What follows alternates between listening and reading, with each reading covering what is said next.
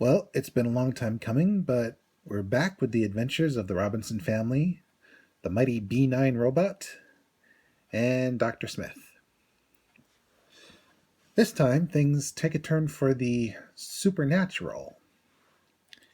In the mirror, Dr. Smith finds a platinum mirror that he plans to break down into ingots to maybe sell once they get back to Earth. But as it turns out, it's a portal to a pocket dimension with relics from what look like ancient Minoa, Egypt, maybe even Mesoamerica. And there's this creature that looks like what a Dalek could be if it were organically created instead of, or fully organically created instead of partially organically created and built in a assembly line. Basically, it's a hair pile with a big eye at the end. And it has its own resident humanoid, played by the late actor who played a creepy counselor in the third Sleepaway Camp film. And he is still really creepy. Only, thankfully, he tones it down because Judy gets stuck in the pocket dimension with him, and he sort of tries to seduce her, Peter Pan style. Nothing undue, just trying to convince her to stay with him. But ultimately, she tries to convince him to go with her and be a Robinson. But sadly, he can't because the means by which she figured out how to leave the pocket dimension, that's unavailable to him. And when Smith smashes the mirror, the doorway is closed forever. But as Judy, who's been going through some emotional issues on and off, what with getting older in an isolated environment, she laments the loss of a potential friend, maybe even more than that. But the gentle ring of his bell coming from her bedroom mirror tells us that, who knows, maybe we'll see him again. Until then, Peter Pan, he must remain. Next, we come to an encounter with a very Klingon-like species of humanoids who is ruled by the guy who played one of the classic Star Trek TOS era Klingons, specifically Kang. Yes, that's the same actor. And his son, believe it or not, is a baby Kurt Russell. He and Will develop sort of a rapport, and ultimately, Kurt Russell's tribalistic machismo ways end up goading Will into a sort of mini Olympic game with him. But unbeknownst to the family, but not Smith, in order to save face in the off chance that his son loses, Mr. Kang here, the guy in the middle, he plans to execute all the witnesses. But ultimately, when it looks like Russell might end up losing, and Kang, I'm just calling him that, by the way, when Kang faces the real possibility of having to execute Will, whom he's grown to admire for his tenacity, he decides to alter the terms of the challenge. Instead, Kang and Robinson Sr. fight with rapiers that have been electrified and are hooked up to a big generator. So basically they're pseudo-proto lightsabers. And the fight is very impressive. But unfortunately, even though Kang loses, and loses gracefully, or graciously, Baby Kurt Russell takes it kind of personally that his dad didn't let him finish the fight. So he decides to go hunting for an alien creature with just a spear that he encountered earlier in the film but failed to go after because he tripped, fell, hit his head, and would have died if not for Will.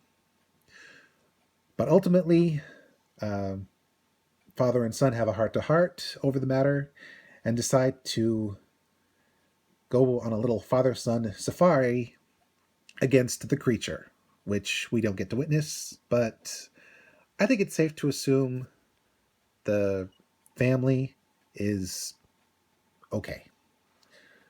Our next adventure, we meet a traitor who unfortunately likes to use a weather control machine to destroy the food supply of anyone who he happens across, so he can then sell them stuff at ridiculous prices. Ultimately, he tricks the Robinsons and Dr. Smith into first giving him the robot,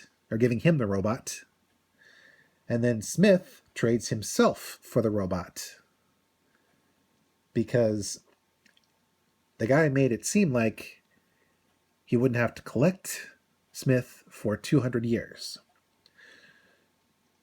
But, of course, Smith didn't read the fine print, and the traitor decides to take control of him now, using the contract, which is basically a glass-looking slab with Smith's handprint on it, as a sort of mind control device. Thankfully, the robot manages to vaporize it and restore the original contract, which Smith will have to make good on in 2 centuries. Hopefully, he won't end up having discovered the secret of immortality, so all the guy will be able to collect is some bones. Next, we find Smith in the grip of a seemingly peaceful race of aliens who, through various means and a crown, declare him their king. Unfortunately, all these pretty people he surrounded himself with are robots. And the real aliens that want him to be king are hairy, Neanderthal-looking, Eastern European-sounding folks who value people who can be useful and then sacrifice useless people like Smith in order to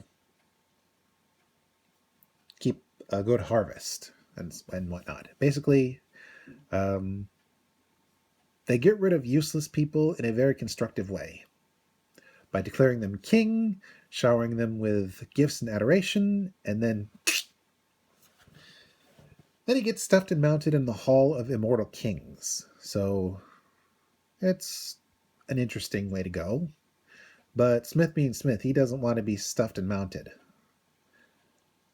But when the family decides to try and save him from himself, they get confronted with a copy with all of Smith's flaws removed.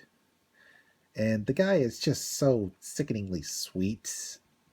Yeah, technically he's more of a clone of Smith with all his good traits ramped up and all his bad traits ramped down. Ramped down. But the guy was just really annoying. He was too much of a goober. I mean, he wanted to be called Daddy Zach. And I'm thinking, oh, good grief. I'd take Gary Oldman's murderous Dr. Smith instead of this guy. Yeesh. Luckily, Smith, the real Smith, convinced Daddy Zach to go in his place. And Smith, thinking that when the false Smith shows how useful he can be, he won't be sacrificed. Of course, you gotta wonder if they'll come back for the real Smith. Who knows?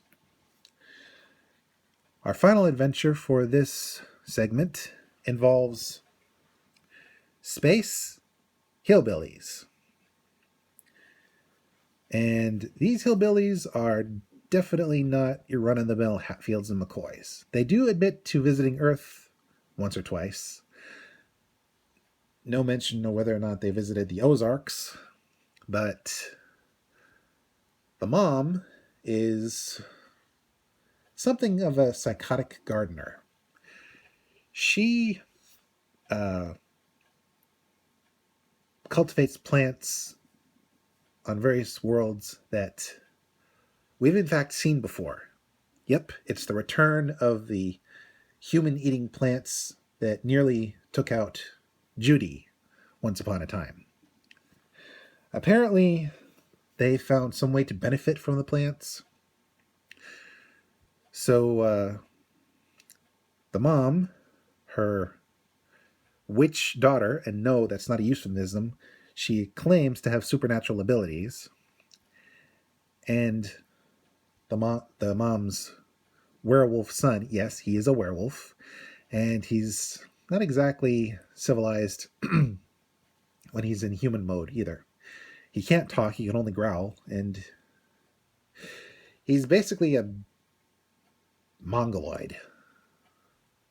Actually, I think Jason Voorhees is smarter than this guy, because at least Jason Voorhees knows how to use weapons and make traps.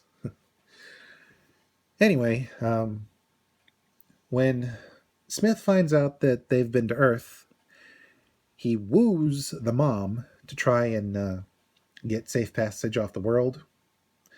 But then when he finds out that he's going to be, excuse me, the father figure of a witch and a werewolf, well, let's just say he decides to cancel Halloween. Meanwhile, the daughter decides to take a shine to Major West, and even gets a little handsy with him. Not exactly Harvey Weinstein handsy, but close. Well, of course, this gets her on Judy's radar, and with no mud pit to spare, Judy settles for verbal sparring and posturing. We never did get a chick fight, but it was fun seeing the uptight Major West twist in the wind in the presence of a very aggressive woman that most guys would not turn down. But I guess West is too much of a square and prefers the equally square Judy. And who can blame him? Judy's okay. Thankfully, the Robinsons, before the man-eating plants I earlier mentioned, devour them. They break out the gas guns from a previous adventure with the plants and take them out. And thankfully, the Space Hillbilly family blast off without knowing what really happened. And so, the adventures of the Robinsons are done for yet another segment. And once again, this is Mr. J signing out and reminding you, when a space hillbilly comes onto you, you have two options. Go for it, or provoke a chick fight with the other girl who likes you. And robots are always awesome, even when they're emotionless humanoids. Seriously, the B9 had more emotion than the robots that the aliens who wanted to make Smith king had.